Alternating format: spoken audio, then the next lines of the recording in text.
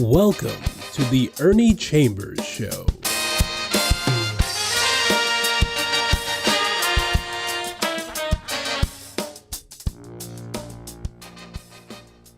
Brothers and sisters, friends, enemies, and neutrals, I'm back live.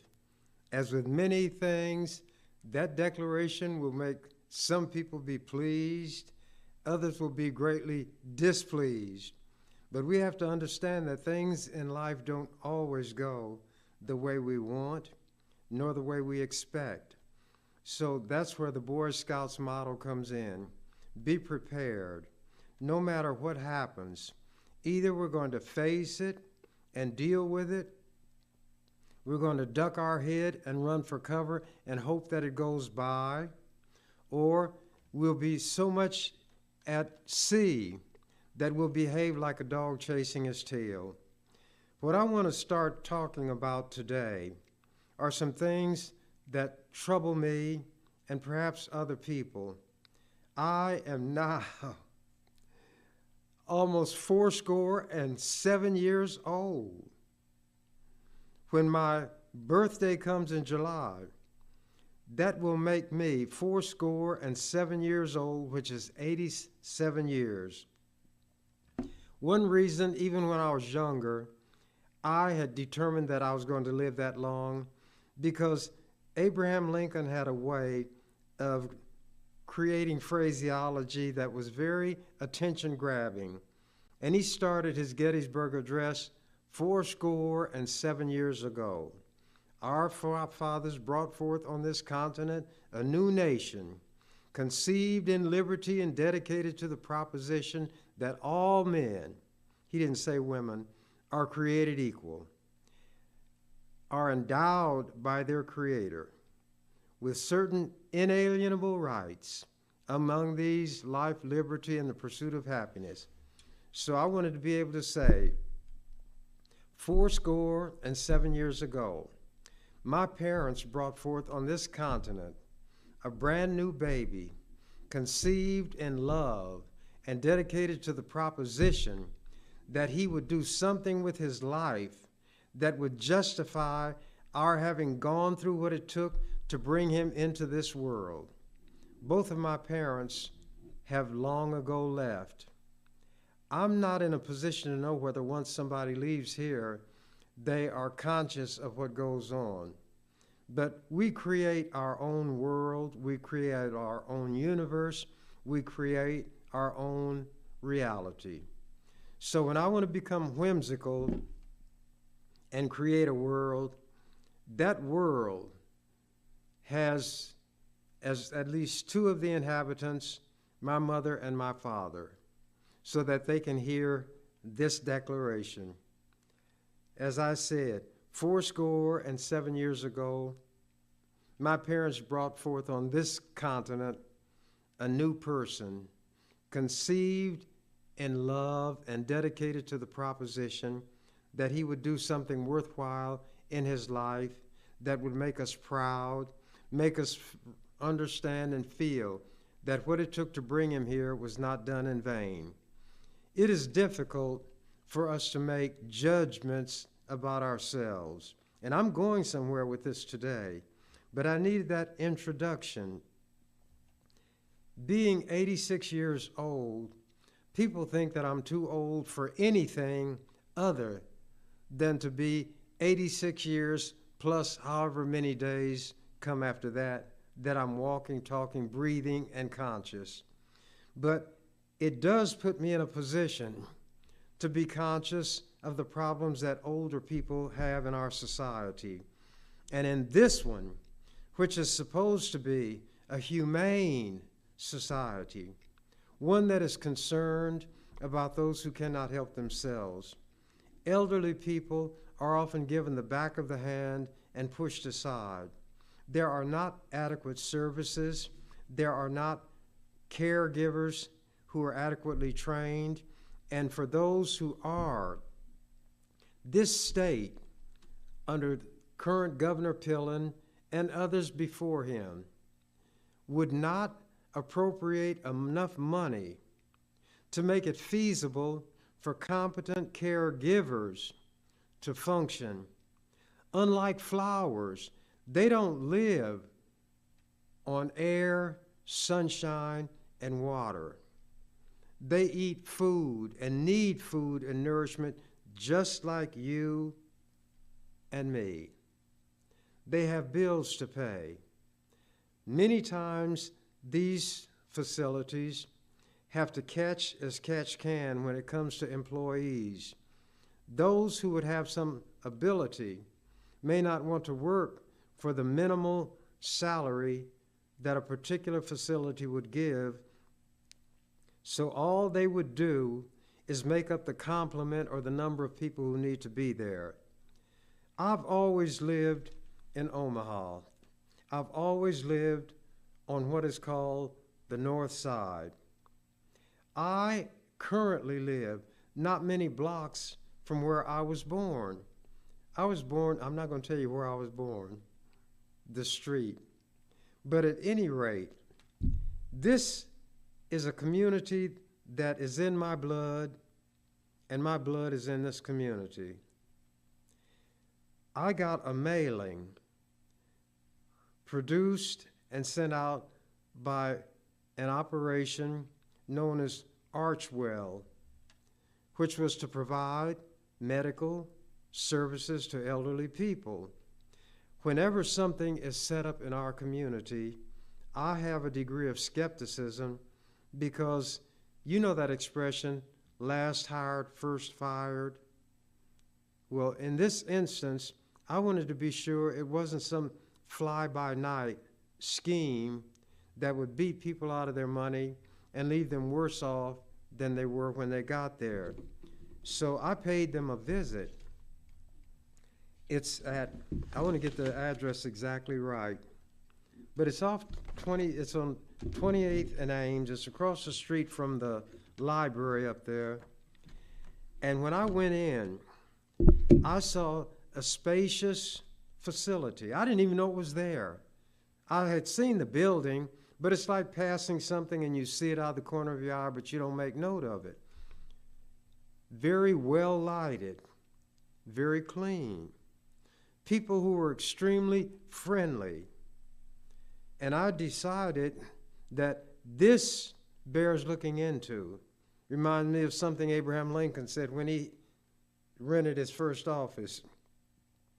He described everything about it. He said, and in one corner, there was a rat hole, which bore looking into. But at any rate, I decided that I would do all I could to call this facility to the attention of people, not only the elderly, but those who know or care for elderly people. So I'm going to read what they put out and not try to paraphrase. Archwell Health. Dear valued member, how do you become a member? Go up there and tell them that's what you want to be. We're so excited to welcome you to the Archwell Health community and look forward to getting to know you.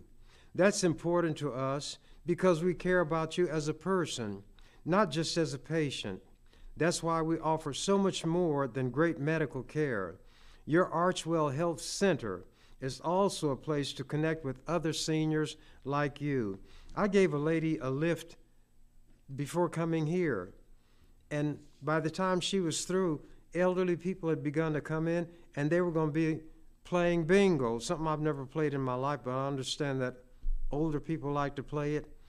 And in the older days, there were Catholic churches, and I'd see great big banners saying bingo.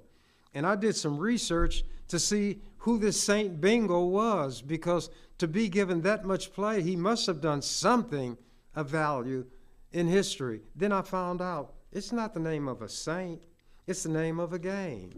But at any rate, they were getting ready to play bingo, and they all seemed very, very much at ease. And the people who worked there, friendly, smiling, very accommodating. Continuing. As a member, you can count on getting the care and attention you need. Our doctors see fewer patients, so they have more time to spend with you. That way, they can really get to know you and understand your health goals. We offer same-day and telehealth appointments. We'll even help you with transportation to and from appointments if you need it. And our activity center is a great place to take a fitness class or just visit with fellow members. And I think the transportation within 50 miles of the facility. Being a member means you always know who to call first for your everyday health care concerns. Need to schedule a checkup? Have a question about your medications? Concerned about a nagging cough? That makes me think of a song. You all wouldn't know this because y'all are young, but I think the Coasters may have sung it. Get rid of that runny nose, that nagging cough, that sneeze, that wheeze, and other injuries. Get the wonder drug to cure all your ills. I'll try to remember. Get Jeremiah Peabody's polyunsaturated, quick dissolving, fast acting, pleasant tasting green and purple pills. Oh yeah, little green and purple pills. So if you don't have to worry about Jeremiah Peabody's pills that might or might not cure you, might or might not kill you. This is very competent, well-directed medical attention.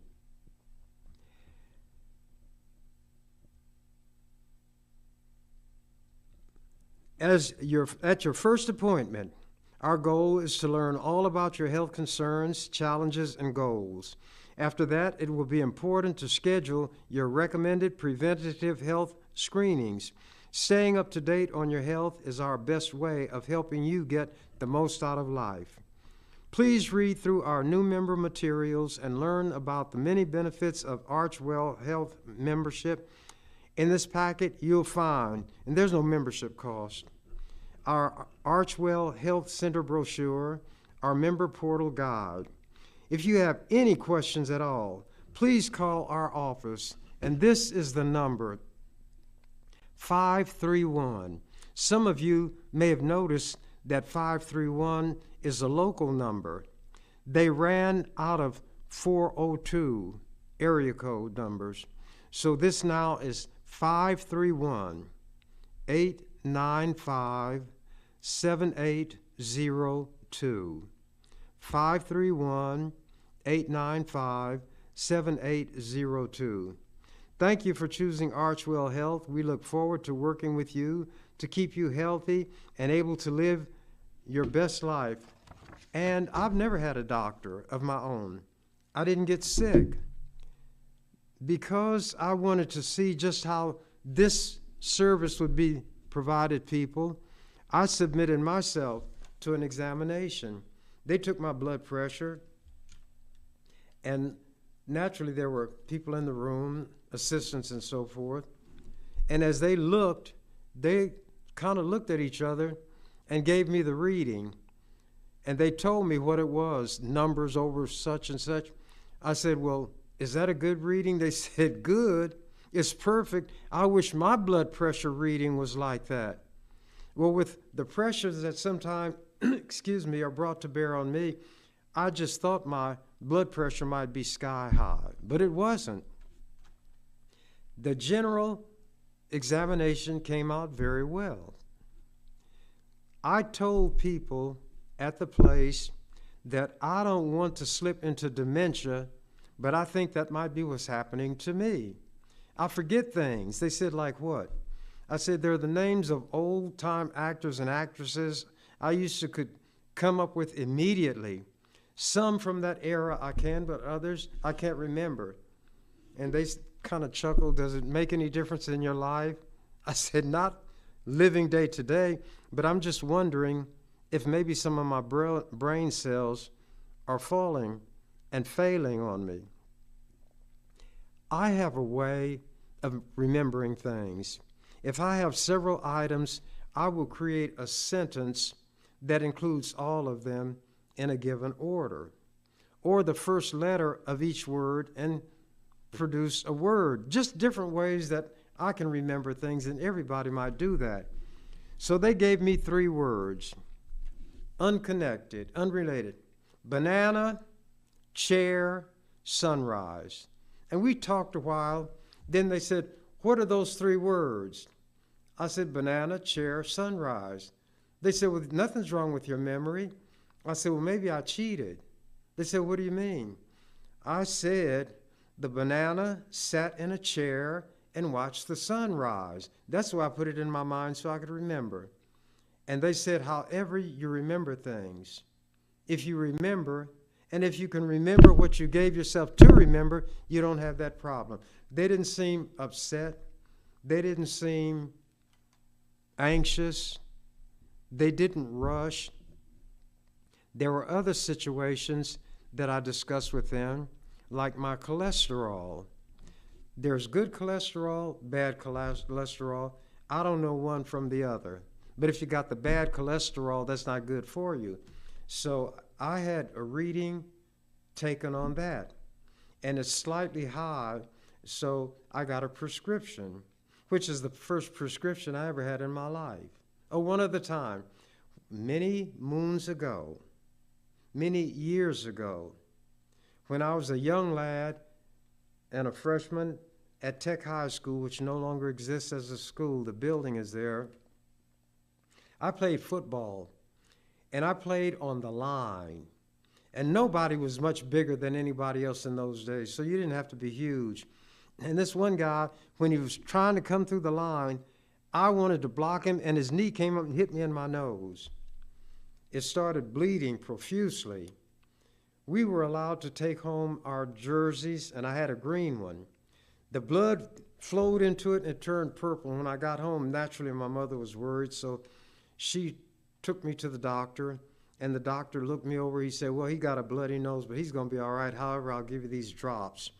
I remember taking the drops. I'd lay on the bed, let my head hang over the side, and she'd put the drops in, and it tasted like I imagine cardboard tasted. She didn't want me to play football after that, and I acceded to her wishes, and as a result, I became a state senator rather than an all-pro linebacker in the NFL, the smallest in history. Now, I'm mentioning these things to let you know that this place I'm recommending is not one I would recommend if I wouldn't take advantage of those services myself. Those of you who don't have confidence in doctors, go to this facility, and it will, I won't say restore your confidence, because maybe you never had it. You will be put at such ease, and you'll be glad. And if a family member takes you, it will be a load off their mind. And I asked them, would they mind if I read some of this material? And they said, not at all. They want to publicize it. So I'm not going to read everything, but I wanted to give you some background. We're not your typical doctor's office. We see fewer patients, and I read that in the other one. We make health care easy for you by providing complete primary care in one convenient location. We offer exceptional senior primary care and so much more. As an Archwell Health member, you'll have a complete health care team focused on your well-being. In addition to your doctor, your healthcare team, your healthcare team will also coordinate any surgeries, specialty care, or telehealth visits you may need. We go beyond treatment to offer you comfort, convenience, and peace of mind. But our centers are more than just doctors' offices. They're vibrant communities where you can enjoy fitness classes, board and card games, and many other social activities. It's a great way to connect with other seniors like you, and maybe even make a new friend or two. Becoming a member is as easy as 1, 2, 3. Step 1, schedule a new member appointment. Now, the presumption is that everybody uses what I call the gadget, the computer. I don't use it to this day, but I managed to get where I need to go on time. But I'm going to read what they put. Visit Archwell Health, 3 words, ARCHWELL, Health, HEALTH, naturally, .com/live well. The word live is capitalized and the word well is capitalized. Or call to schedule a new member appointment. You're also welcome to drop by for a tour. Step 2, attend your new member appointment. Here you'll meet your healthcare team and build a plan that's right for you. Be sure to arrive 15 minutes before your appointment time. Bring your medications, your insurance card, a photo ID, and a list of your previous doctors. And if you don't have all of these things, go anyway. You can get help on anything that you need. Step 3, schedule regular wellness visits. Wellness visits are a vital part of a successful care plan. In addition to regular checkups and labs, wellness means taking preventative steps like exercising and eating a healthy diet so that you can keep doing the things you love.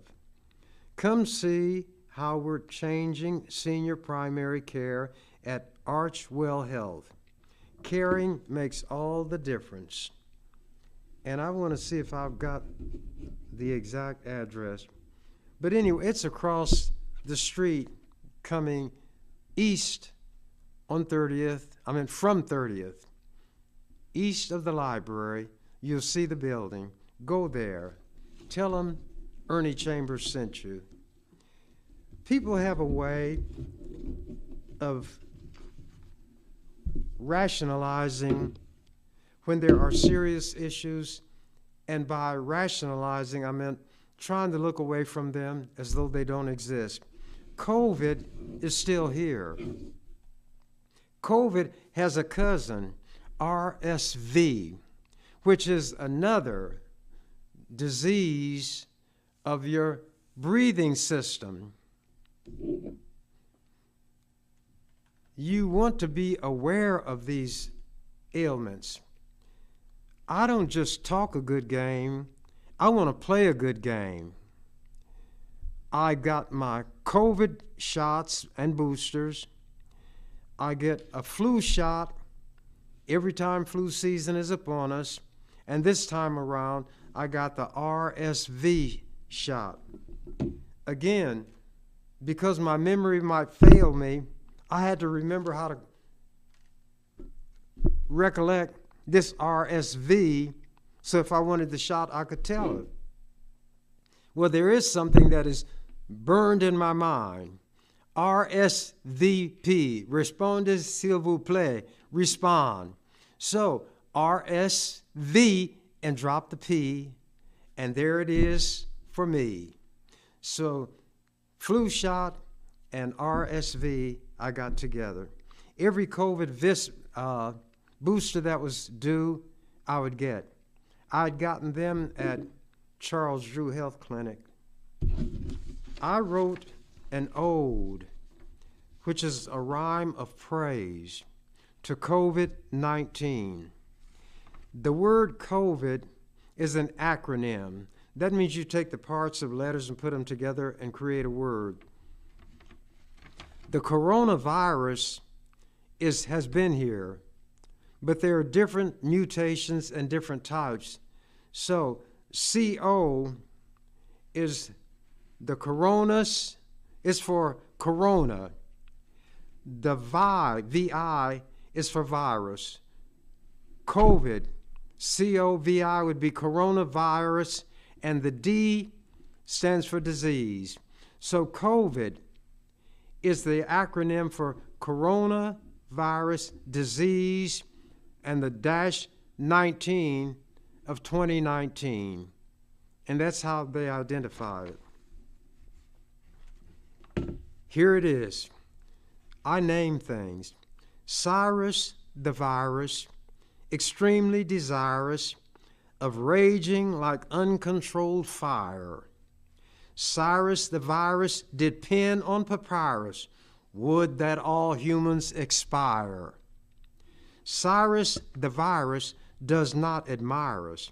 If it could have its own way, it would inspire us, then would require us by recklessness ourselves to slay. Osiris the virus, forget not King Pyrrhus, who dealt the Romans what for? A victory he won, but when all was done, King Pyrrhus lost the war. Cyrus the virus, the fate of King Pyrrhus awaits you if man but relents. Your days are numbered when minds are unencumbered, embracing medical science and sense. Cyrus the virus will not make us all expire, but there are people who listen to these so-called anti-vaxxers. They're against all vaccinations.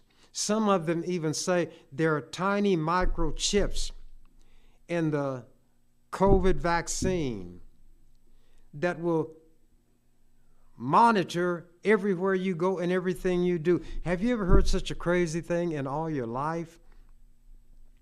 A chip that's small enough to go through that very tiny needle that carries the vaccine into your system also has microchips. What kind of machine is going to make the chip? What kind of machine is going to program a methodology of tracing and charting all your movements? Does that make sense to you? Well, these anti-vaxxers are not sensible people. They don't want vaccinations of any kind. Right now in Florida, their general, whatever they call it, their head medical doctor, has said that vaccinations for measles should be voluntary.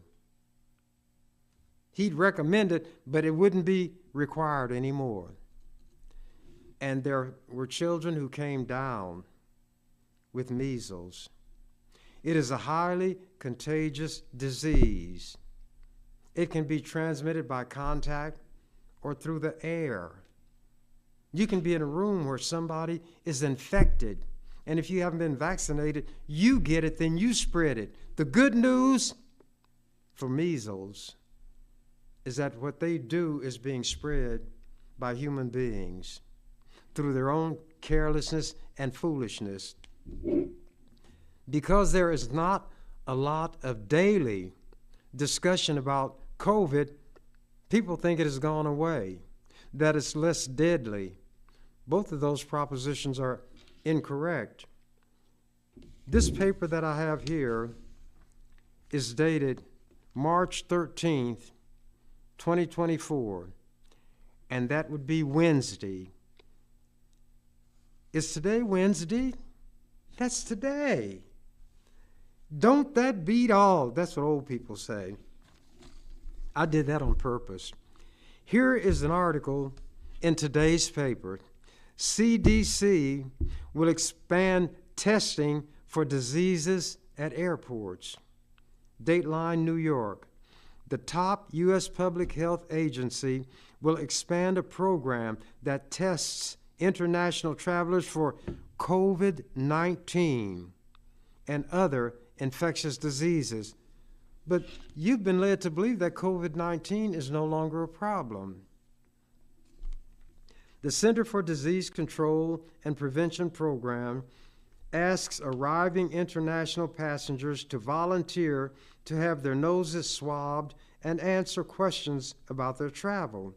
The program operates at 6 airports, and the CDC said Tuesday it will add 2 more, Chicago's, O'Hare, and Miami. Those locations should provide more information about respiratory infections coming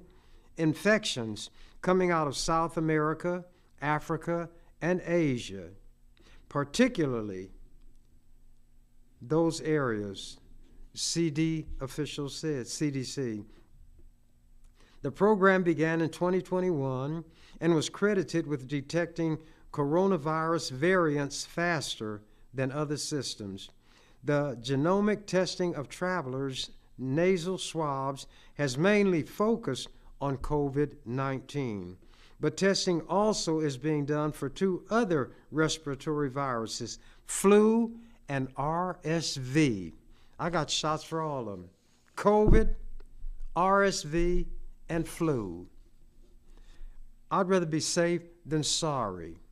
COVID is out there. The rhyme that I wrote for COVID, it still applies now. And this part about COVID's days being numbered, when minds unencumbered embrace medical science and sense. Some people remember the Kennedy clan. JFK, John Fitzgerald Kennedy, was president. He was assassinated. While president, he appointed his younger brother, Robert Francis Kennedy, Attorney General. So there's JFK, RFK. Robert was assassinated also. He had a son. His name is Robert F. Kennedy Jr., and he went haywire someplace, and he is now what's known as an anti-vaxxer. He is against people being vaccinated. He is going to run as a third-party candidate for President of the United States. To show what an idiot he is, two people are being considered by him to be his vice presidential running mate. One is Aaron. He was the quarterback for Green Bay. I can never think of his name. That's dementia sneaking up on me. And then this guy who was the wrestler, who through some quirk became the governor of Minnesota. These could be called the three fools or the three stooges, but they're people who will follow what they say. I'm going to read something that I had written a few months ago. It appeared in a column called Midland's Voices in the Omaha World Herald. Headline, Irresponsible Anti-Vax Claims Mislead Black Nebraskans.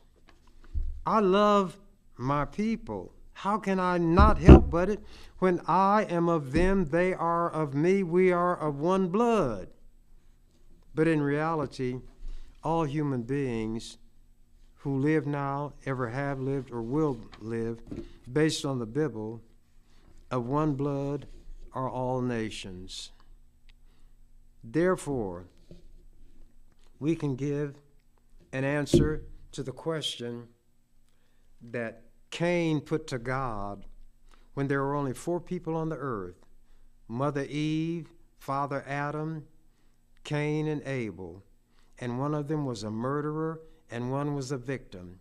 And for some reason, Cain fell out with Abel and smashed his brains out. And when God came through the Garden of Eden where the 4 of them lived, asked Cain, "Where's your brother?" Cain got a sneering look on his face. God's supposed to know everything. So he put a question back to God. He answered the question with a question. Am I my brother's keeper? God did not answer the question. No verse anywhere in the Bible directly answers that question. When I was young, I was raised in a religious straitjacket, so to speak. Not S-T-R-A-I-G-H-T, a straight line. S-T-R-A-I-T, a straight, which means it doesn't have any sleeves on it, and they tie a belt in your back, around the back, so you can't do anything. Raised in a religious straitjacket. I was always studious. I had trouble recognizing my letters when I was young, so I studied them. I mastered them. And to show you how dementia is getting me, and how it turns me around. You all say A, B, C, D, E, F, G, H, I, J, K, L, M, N, O, P, Q, R, S, T, U, V, W, X, Y, and Z. But I remembered them. I think I got them right. But being messed up like I am, I'm backward. Z, Y, X, W, V, U, T, S, R, Q, P, O, N, M, L, K, J, I, G, F, D, C, B, A. I say it backwards. So maybe dementia hasn't got me completely. But at any rate, that question was not answered. But there was a verse, and I cited it, of one nation, of one blood are all nations of man. There was a British poet named John Donne, and he wrote a poem, For Whom the Bell Tolls. And he talked about, England, that was the parallel he was going to draw for what he wanted to say, that if a cloud of dirt fell washed from the shore of England, England was so much the less because of that. He said, and these words most people have seen in some form or other, no man is an island entire unto itself. Each is a part of the main. Went on and then said, every man's death diminishes me because I am a part of humankind. Therefore, seek not to know for whom the bell tolls, it tolls for thee. When somebody died, they tolled the bell. They rang the bell. So I put all those things together. Of one blood come all nations of men. Every man and woman is a part of this whole. No part of it can be cut off without diminishing the totality. So, the answer that I give to the question that God gave Cain, and which Cain ignored, to the extent that I'm able, I am my brother and my sister's keeper. And when I was in the legislature, believe it or not, I don't claim to have any religion. I don't condemn anybody for having theirs, to each his or her own. Anytime somebody had a problem, when they were mistreated or misused, especially by the government, whether it was at the hands of the governor, the attorney general, the court, a specific judge, I would immediately get on the case. And I was known for that. And some people ask me, how in the world are you going to talk about how racist these white people are? They still deprive us of our rights. Then you turn around and help them. I say, well, to my knowledge, none of those I've helped are the ones who are consciously and deliberately doing this. But what difference would it make to me if, when I put my hand up and gave that affirmation that I would carry out the duties of this job to the best of my ability? I don't swear. It goes back maybe to my religious roots. These people call themselves Christians. Their authority is the Bible, which they call the Bible. That must not be true. In court, you swear to tell the truth and whole truth and nothing but the truth and put your hand on the Bible, which ought to say, I swear to tell the truth and everything but the truth, if you want to really tell the truth. The Bible says, Jesus said it, swear not by heaven, for it is God's throne. Swear not by earth. Swear not by Jerusalem, for it's his footstool. Swear not by your head, because you can't make one hair white or black. I'd say to you, Swear not at all.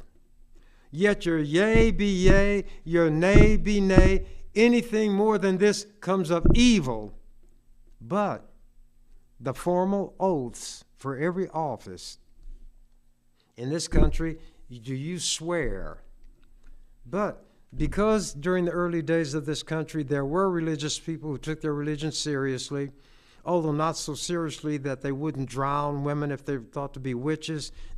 They wouldn't crush men with stones if they were thought to be practitioners of witchcraft. But one thing they wouldn't do was swear. So that meant they couldn't be members of the government. So they had to open a way for these kind of people to serve in office because despite their backwardness and viciousness in carrying out their religion, they were intelligent people and they could help the government. So next to the word swear, they put parentheses, and in that parenthesis within them were two words, or affirm. And the only purpose of an oath is to call your attention to a specific point when you made a statement that was to be true. And if it was one required by law to be true and it was not, the fact that we can go back to this particular statement where you took this oath means that you lied under oath, you committed perjury, and you can be punished for it. But they never believed that saying those words, I swear, would make you tell the truth. Because you were lying when you said you swore to tell the truth. But at any rate, it now is a part of the official oath for any governmental office. I solemnly swear or affirm. So when I put my hand up, it wasn't swear, it was affirm. When I gave that affirmation, it was to carry out the duties of this office to the best of my ability, and that meant anybody, I don't care who they were. It could be Jack the Ripper. It could be Adolf Eichmann. It could be Adolf Hitler. If that person was being treated unfairly by the government, and there was anything I could do to undo or prevent that unfair treatment, that's what I do. Then you go on after them in the proper way if they violated the law.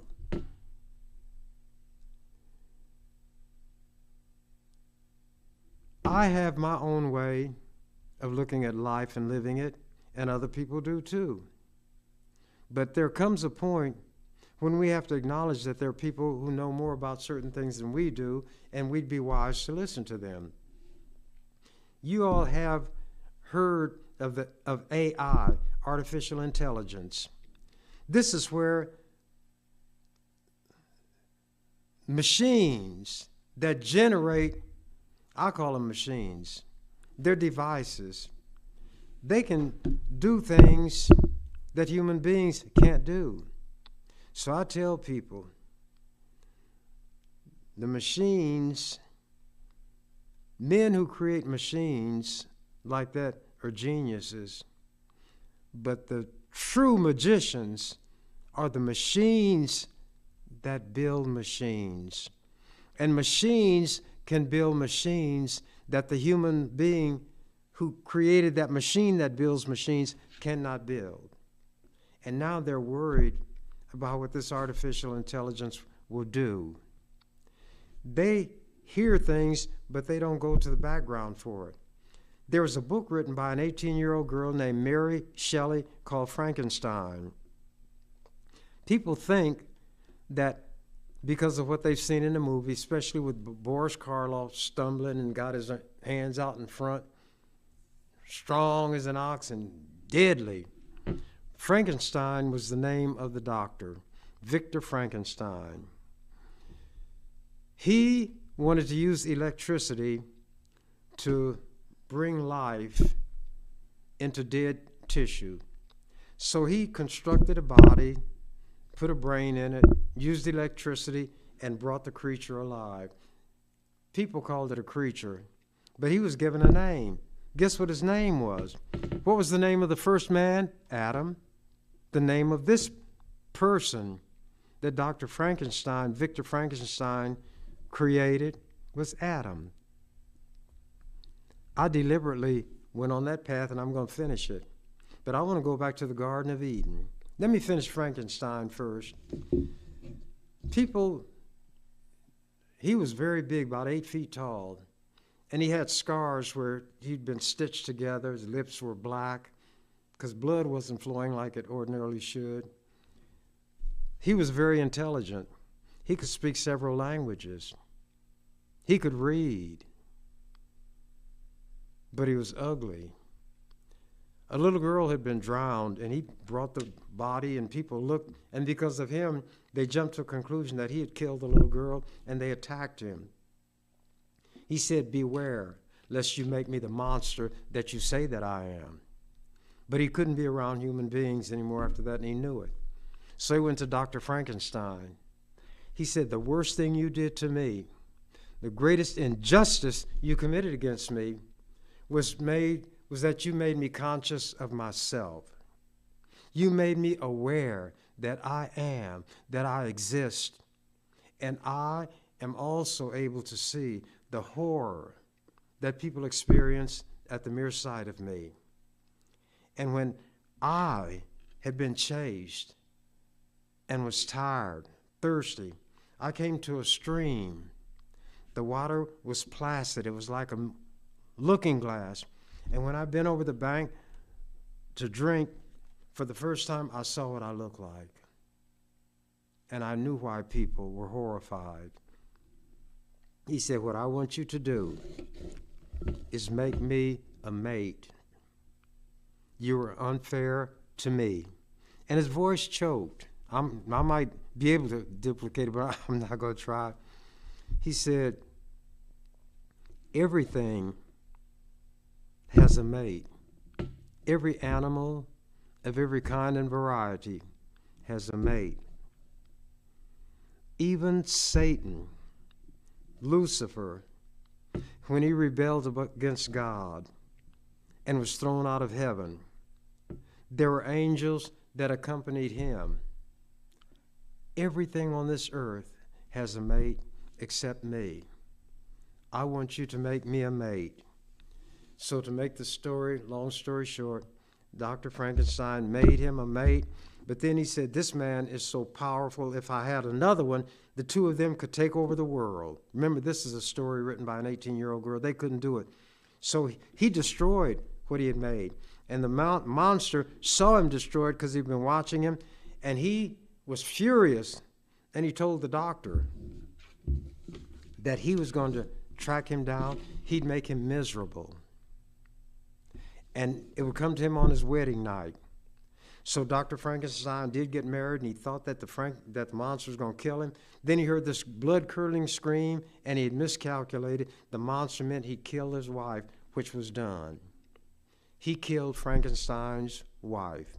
Then the rest of the story was the doctor trying to track the monster down, and the monster was playing cat and mouse with him. But that young girl at 18 years old put a profound statement in that monster's mouth. And people haven't read this book. They go by the show, and the words are not there. But that monster looked at the doctor. He said, "You are my creator, but I am your master." Artificial intelligence is going to tell these human beings, "You are my creator, but I am your master. And don't you ever forget it." My time has run out, and there are a few things that I wanted to be sure and get to. But when you do as I do, and you're not tied to a script, you go here, there, and everywhere, just like water. If there's not some impediment, it'll just keep spreading. That's why they build dams, dikes, and whatnot to keep the water under control. I'm going to be doing these programs, and I will stray from my topic from time to time. Because when I do these, I'm talking in my mind to people. Maybe there's only one person, maybe none, but I don't know. But if there is only one, if there are some, I want to show the regard and respect for you that I have, even if you disagree with everything I said. I'll take seriously your ability to think and reason, and although you cannot talk back to me, I will, to the best of my ability, make clear what I'm trying to get at. Now I'm going to say something real quick. If there are only 4 people on the earth, Adam and Eve, Cain and Abel, then there were 3 when Cain killed Abel, and he said, people say you have the death penalty because God said, if man sheds blood, by man's hand shall his blood be shed. Cain told God, when God told him, you're out of the garden, get out of here. Cain said, every man's hand will be raised against me. I cannot go anywhere without people being against me and killing me. So God put a mark on him. Why? So that nobody would raise his hand against Cain. Now here's the question. Where did all these other people come from who would be raising their hand against Cain when there were only 3 people left on the earth, Adam and Eve and Cain? If Cain was driven out of the garden, if Adam and Eve had other children, by the time they became adults, they couldn't do anything to Cain. But Cain went to another place and took a wife. So even the Bible is flawed, but people don't read it that way for themselves. They listen to what people tell them. So there may have been more than one creation, the one that the Holy Bible talks about, and then another creation that it does not mention in detail, but it lets you know there was a second creation because God created other human beings, and from one of those other creations, Cain took a wife. You all don't think about that, do you? Because we're not taught to think. We're taught to parrot. Give back what people put in our head. If you think as a child, they say, you're trying to get smart with me? No, you're trying to just get smart. And they'll say things like, I'll slap you so hard, I'll slap you into the middle of next week. The violence, because they're so much bigger than the child. But that man who would say that to a child wouldn't say it to Mike Tyson because he's a coward, he's a bully, he's cruel, and he's not using the brain cells in the way that they should be used. Now, if people started out watching this and then decide not to watch it, I don't know that you're not watching it. And what I do is not based on whether anybody watches it or not, but based on an agreement that I made to present the information that I think I ought to present. Maybe somebody else would say, I wouldn't say that. Well, because you're not me. Maybe I wouldn't say what you say. And that's why there are so many people, so many different points of view. And if we were wise, we learn how to come together and each give his or her contribution to a common pot. Instead of us fighting each other, snipping at each other, we might produce, so to speak, an intellectual stew that makes us all better than what we were.